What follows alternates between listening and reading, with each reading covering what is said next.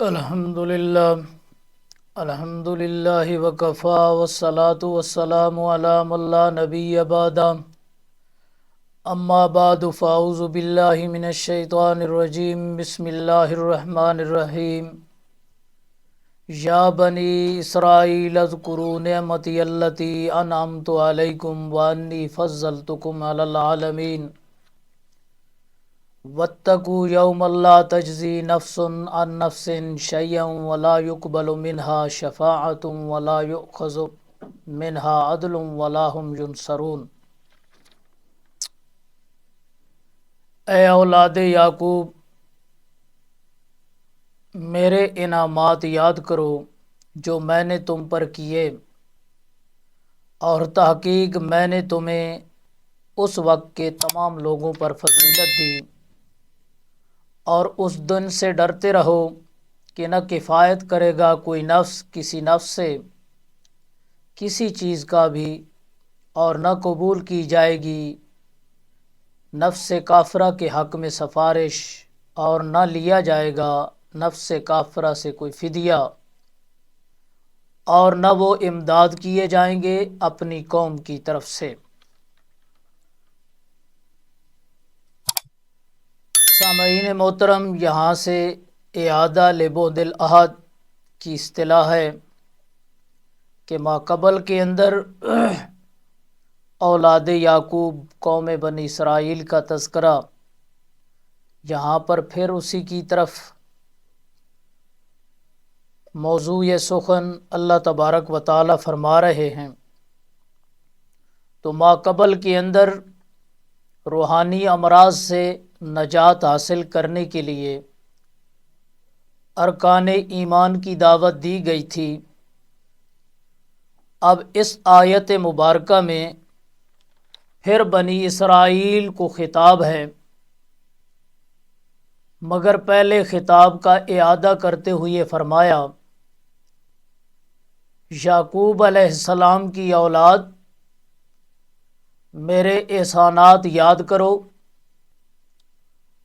اور ان احسانات کا تقاضا تو یہ ہے کہ ایمان اور ارکان ایمان کو دل و جان سے قبول کرتے ہوئے اللہ کی اطاعت اور اللہ کے رسول کی اطاعت اختیار کرو۔ اگر تمہیں اقوام عالم پر فوقیت دی گئی تو اس لیے تمہیں دی گئی تھی کہ تم مسلک توحید و رسالت کے علم بردار تھے۔ جب سے تم نے توحید و رسالت کی خدمت سے اعراض کیا تو اس وقت سے ذلت آمیز عذاب کا سامنا کر رہے ہو۔ تو یہ بات جس طرح قوم بنی اسرائیل کو یا اولاد یعقوب کو اللہ تبارک و تعالی یاد کرا رہے ہیں، یہی بات اب ہمارے لیے بھی ہے کہ جب ہم اللہ تبارک و تعالی کی توحید و رسالت کے پابند رہیں گے، توحید و رسالت کا علم لے کر اٹھیں گے، تو اس وقت ہماری اقوام عالم کے اوپر عزت بھی ہوگی، مقام بھی ہوگا، مرتبہ بھی ہوگا۔ اور جب ہم اس دعوت سے اعراض کریں گے تو اس اعراض کا ہمیں بدلہ بھی دیا جائے گا۔ جو بات آج ہمارے سامنے ہے کہ پوری دنیا کے اندر اگر کوئی قوم مظلوم ہے تو وہ صرف مسلمان ہے۔ مسلمان مظلوم کیوں ہیں؟ وجہ یہی ہے کہ ہم نے اپنے اصل مقصد کو بھلا دیا۔ اللہ تبارک و تعالی نے ہمیں جس مقصد کے لیے زمین کے اوپر بھیجا تھا، اپنے احکام کی تنفیذ کے لیے ہم نے اللہ تبارک و تعالی کے ان احکام کو بھلا دیا اور ان احکام سے روگردانی کر کے غیر اقوام کے نقش قدم کے اوپر چل پڑے۔ امام الانبیاء صلی اللہ علیہ وسلم کی سچی اور سچی زبان جو ہمارے لیے اسوہ تھی ہم نے اس کو چھوڑا، جس کا نتیجہ آج ہمارے سامنے ہے۔ تو اللہ تبارک و تعالی اگلی آیت کے اندر قوم بنی اسرائیل کو خطاب کرتے ہوئے اپنے اوپر ہونے انعامات انعامات کو یاد رکھنے کی ترغیب ماقبل کے اندر دی گئی۔ اب اس آیت مبارکہ میں ان لوگوں کے حق میں عذاب کا ذکر فرمائیں گے جو ایمان اور ارکان ایمان کی مخالفت کرتے رہتے ہیں۔ تو انہیں دعوت فکر دیتے ہوئے اللہ تبارک و تعالی نے فرمایا کہ اس دن کے عذاب سے ڈرتے رہو جس دن نجات کے تمام راستے بند ہوں گے۔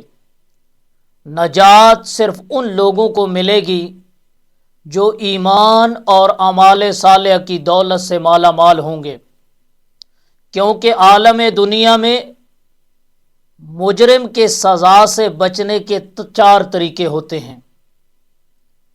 دنیا کا بھی قانون ہے کہ مجرم 4 طریقوں سے سزا سے بچ جاتا ہے۔ طریقے اول یہ کہ کوئی آدمی ملزم کی ضمانت دے کر اسے آزاد کرا لیتا ہے، مگر قیامت کے دن رب کی عدالت عالیہ میں کوئی کسی ملزم کو بطور ضمانت کے آزاد نہ کرا سکے گا، بلکہ ہر ایک اپنے عقائد و اعمال کی سزا خود برداشت کرے گا۔ یہی فرمایا کہ لا تجزی نفس عن نفس شیئا۔ ان جملوں کے اندر اس طرف اشارہ کیا۔ قرآن مجید کے اندر اور مقامات بھی فرمایا لِكُلِّ امْرِئٍ مِّنْهُمْ يَوْمَئِذٍ شَأْنٌ یغنی۔ سورہ عبس ہے، آخری پارہ۔ ان میں سے ہر ایک کو اس دن ایسی فکر ہوگی جو اس کے لیے کافی ہوگی۔ ایک اور مقام پہ اللہ تبارک و تعالی فرماتے ہیں یا ایھا الناس اتقوا ربکم واتقوا یوما لا تجزی والد عن ولدہ ولا مولود ہو جار عن والدہ شیئا۔ اے لوگو، اپنے رب سے ڈرو، اس دن کا خوف کرو جس دن باپ اپنے بیٹے کو کوئی نفع نہ پہنچا سکے گا اور نہ بیٹا اپنے باپ کا ذرا سا بھی نفع کرنے والا ہوگا۔ تو یہ پہلا طریقہ اس کی نفی کر دی، کوئی ضمانت دے کر کسی کو چھڑا لے، دن قیامت کے کوئی بھی ضمانت دینے والا نہیں ہوگا۔ نجات کا دوسرا طریقہ یہ کہ ملزم کسی کو سفارش کے ذریعے، کسی ملزم کو کسی کی سفارش کے ذریعے نجات مل جائے، مگر قیامت کے دن کسی مشرک کافر کو کوئی بھی سفارش کرنے والا نہ ملے گا۔ وَلَا يُقْبَلُ مِنْهَا شَفَاعَةٌ، اس سے مراد کہ جو ملزم کافر ہے، کافر کے لیے یا مشرک کے لیے کوئی بھی سفارش کرنے والا نہیں ہوگا۔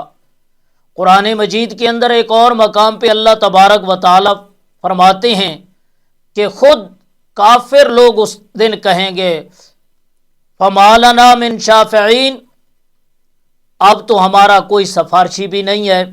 یہ سورۃ الشعراء ہے۔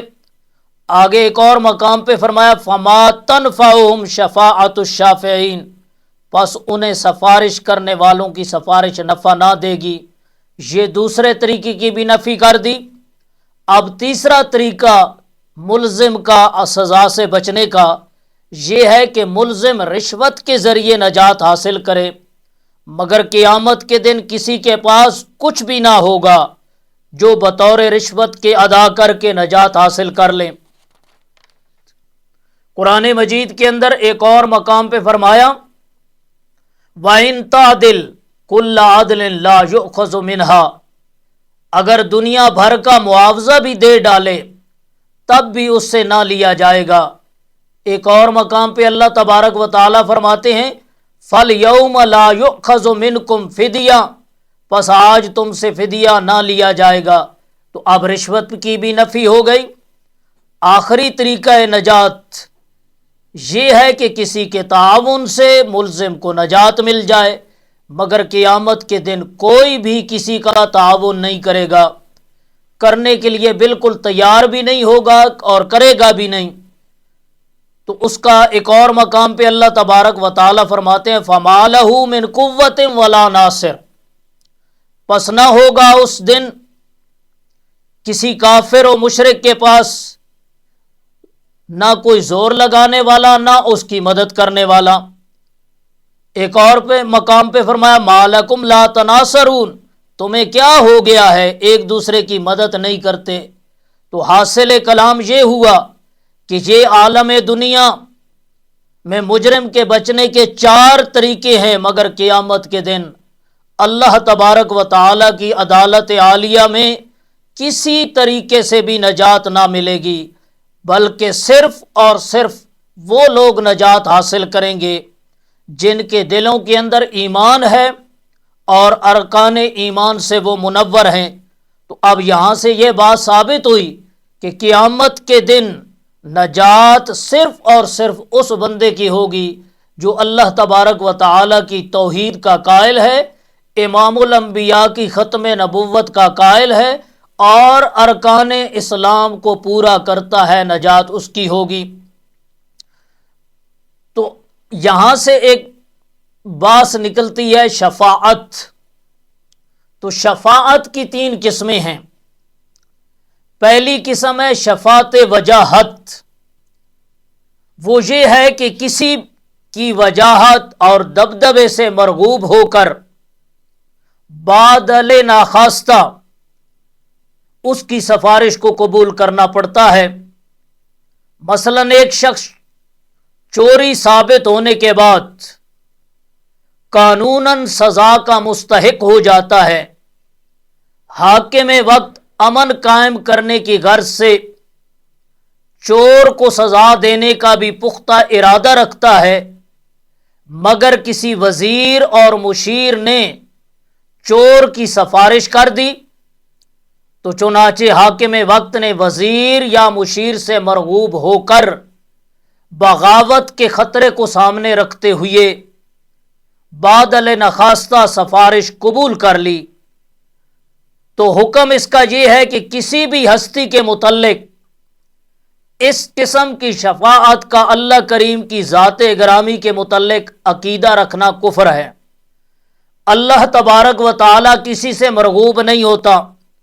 چنانچہ امام الموحدین حضرت علامہ شاہ محمد اسماعیل شہید رحمۃ اللہ علیہ فرماتے ہیں، سو اس قسم کی سفارش اللہ کی جناب میں ہرگز نہیں ہو سکتی، اور جو کوئی نبی، ولی، امام، شہید کو یا کسی فرشتے کو یا کسی پیر کو اللہ کی جناب میں اس قسم کا شفیع سمجھے، سو وہ اصلی مشرک ہے اور سب سے بڑا جاہل ہے کہ اس نے خدا کو تو کچھ سمجھا ہی نہیں ہے، اس مالک الملک کی قدر اس نے پہچانی ہی نہیں ہے۔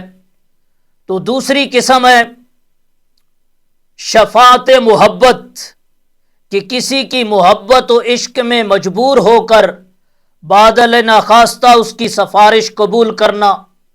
مثلا چور بادشاہ کی زوجہ محبوبہ کو سفارشی لے آتا ہے، تو بادشاہ محبت میں مجبور ہو کر سفارش قبول کر لیتا ہے، تو اس قسم کی سفارش کا اعتقاد بھی اللہ کریم کی ذات کے متعلق کفر ہے۔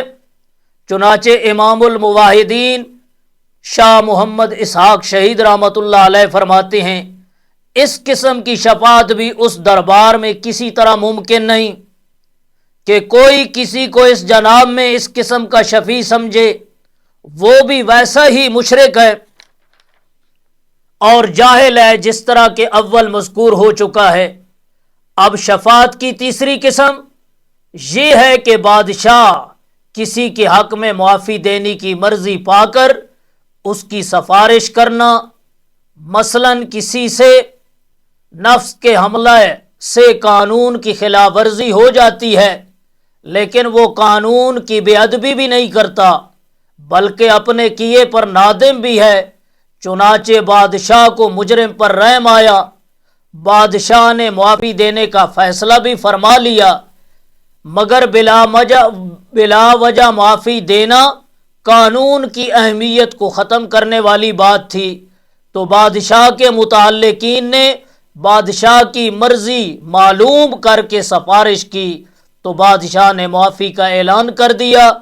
इस किस्म की सिफारिश आले सुन्नत के नज़दीक हक़ है। इसमें दो फ़ायदे हैं, नंबर एक एहतराम कानून, नंबर दो इकराम शफ़ी। चुनाचे इमामुल मुवाहिदीन अल्लामा शाह मोहम्मद इस्माइल शहीद रहमतुल्लाह अलैह फरमाते हैं, सो अल्लाह की जनाब में इस किस्म की शफात हो सकती है, और जिस नबी वली की शफात का जिक्र कुरान व हदीस में मज़कूर है उसका यही मतलब है। अल्लाह तबारक व तआला ने कुरान मजीद के अंदर इरशाद फरमाया, वला तनफ़उ शफ़ाअतु इंदहु इल्ला लिमन अज़न लहू। अल्लाह तबारक व तआला के यहाँ सफारिश उसकी कबूल होगी जिसको अल्लाह तबारक व तआला खुद इजाज़त देंगे। दुआ है कि अल्लाह तबारक व तआला हमें कुरान मजीद समझने की तौफीक अता फरमाए और इसके बाद इसके ऊपर अमल करने की तौफीक अता फरमाए। वमा अलैना इल्लल बला।